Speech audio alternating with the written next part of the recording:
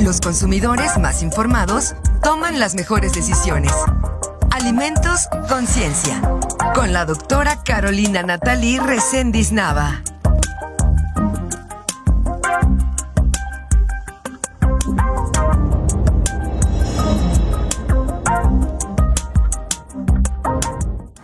De la noche con 38 minutos y bueno, le damos la bienvenida nuevamente en este segmento de todos los jueves, Alimentos Conciencia, a la doctora Caro Reséndiz, quien ya tenemos en vía telefónica y nos viene a platicar un nuevo tema tan interesante, una de las secciones favoritas de todos ustedes, y bueno, darle la bienvenida en esta noche. Muy buenas noches, doctora.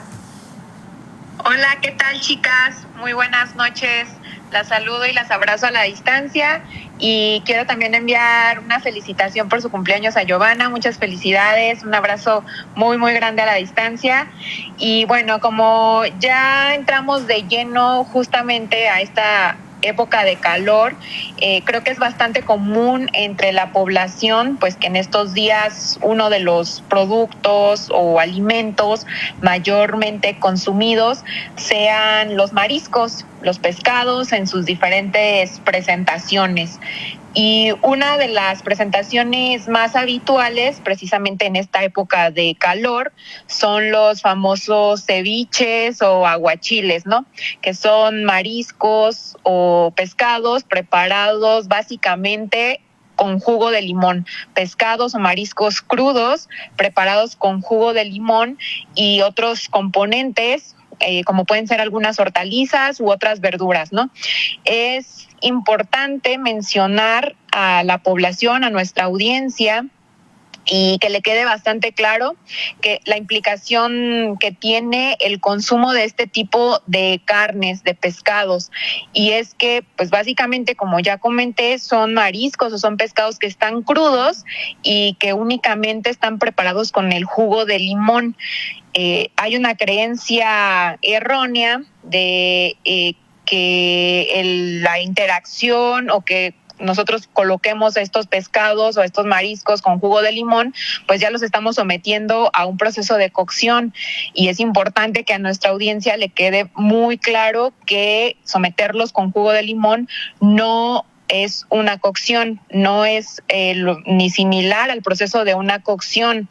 Es importante que conozcan estas implicaciones y esta información, porque cuando están informados pues pueden tomar una mejor decisión a la hora de evaluar si es conveniente o no consumir este tipo de platillos. Y como les comentaba, el jugo de limón no sustituye para nada a un proceso de cocción con calor.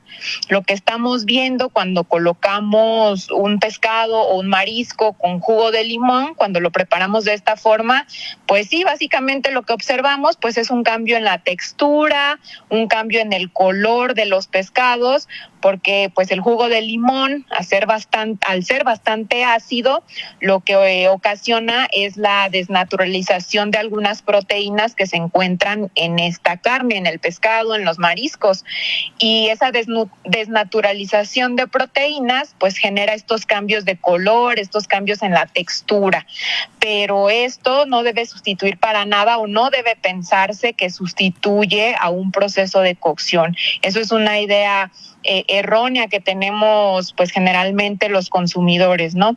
Este procedimiento pues no sustituye al proceso de cocción.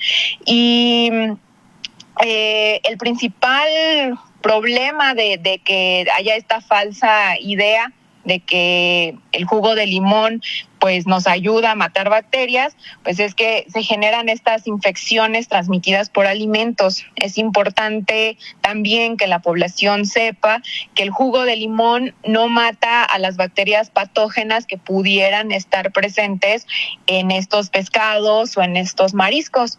De hecho, en la Facultad de Química, en la Universidad Autónoma de Querétaro, en el posgrado de alimentos, hay un grupo de trabajo, unos investigadores que han estado estudiando este fenómeno de la interacción del jugo de limón, precisamente con los mariscos, con el pescado crudo, para comprobar ya de una manera pues científica si el jugo de limón mata o no a estas bacterias, y lo que se ha encontrado es que precisamente el jugo de limón no elimina estas bacterias patógenas y mucho menos va a eliminar parásitos que estén presentes.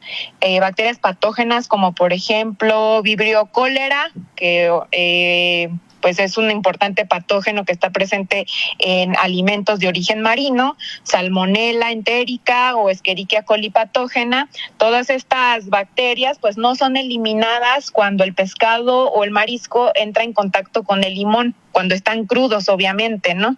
Entonces, ese es uno de los principales problemas que nos ponemos en este riesgo al consumir estos alimentos de contraer alguna de estas infecciones ocasionadas por estos patógenos. Ese es uno de los principales riesgos. Así que bueno, hay que tener bastante cuidado al consumir este tipo de alimentos, y creo que pues de las indicaciones o de las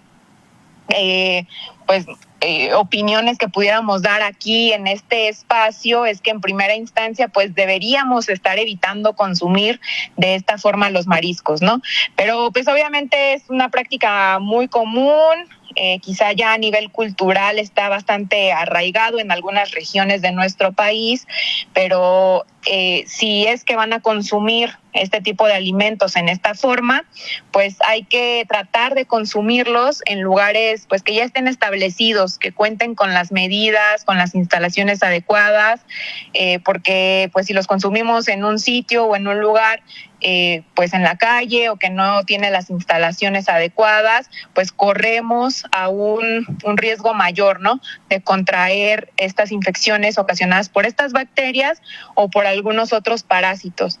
Así que pues hay que tener bastante cuidado. La indicación es que si los vamos a consumir, pues igual y los preparemos en casa con un pescado, con un marisco, que sepamos que viene de un lugar establecido, de un lugar en donde estuvo almacenado en condiciones de refrigeración, que se mantuvo la cadena de frío o incluso en condiciones de congelación. Eso sería lo más óptimo. Siempre, y como comentamos en la colaboración del jueves pasado, hay que tener mucho cuidado con el consumo de la carne. En donde la adquirimos es importante que veamos que en estos establecimientos mantengan la carne, incluyendo los pescados, los mariscos, que los mantengan en refrigeración, en congelación, y eso pues nos va a asegurar que estos productos hayan estado sometidos a las temperaturas adecuadas de almacenamiento, y con esto evitar la propagación de estas bacterias patógenas u otros parásitos que pudieran estar ahí presentes. Hay que tener estas recomendaciones muy en cuenta a la hora de adquirir este tipo de productos, sobre todo en esta época de un calor muy intenso. Imagínense que los pescados, los mariscos, la carne de pollo, la carne de res estén a temperatura ambiente. Eso es un caldo de cultivo para muchas bacterias patógenas. Debemos asegurarnos de adquirir estos productos que estén en refrigeración, en congelación. Esa sería la manera más segura de adquirirlos. Y una vez que lleguemos a nuestra casa, de hecho la recomendación es que cuando los compremos, pues llevemos nuestra hielera y ahí con unos hielos pues coloquemos las carnes, ¿no? Sobre todo en esta época de calor. Y una vez que lleguemos a nuestra casa, inmediatamente a refrigeración o a congelación, de ser el caso.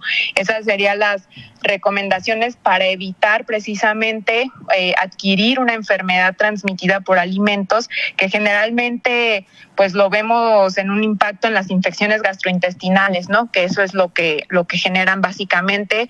Y de hecho lo que ahorita está sucediendo en algunas regiones de nuestro país es un aumento de estas infecciones gastrointestinales por las altas temperaturas y porque se han detectado altos niveles de contaminantes en el agua. Así que hay que tener mucho cuidado en esta época de calor. Esas serían las recomendaciones y bueno, como siempre, pues me pongo a sus órdenes en el correo electrónico institucional por si quisieran atender alguna otra situación alimentación o tienen alguna otra inquietud con respecto al consumo de sus alimentos, me pueden escribir. Mi correo electrónico es carolina.resendiz@uaq.mx. Ahí atendemos sus dudas, o si quisieran que tratáramos un tema en específico en la colaboración, estamos a sus órdenes. Un saludo, chicas.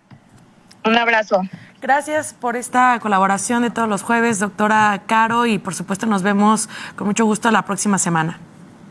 Nos vemos el próximo jueves. Un abrazo.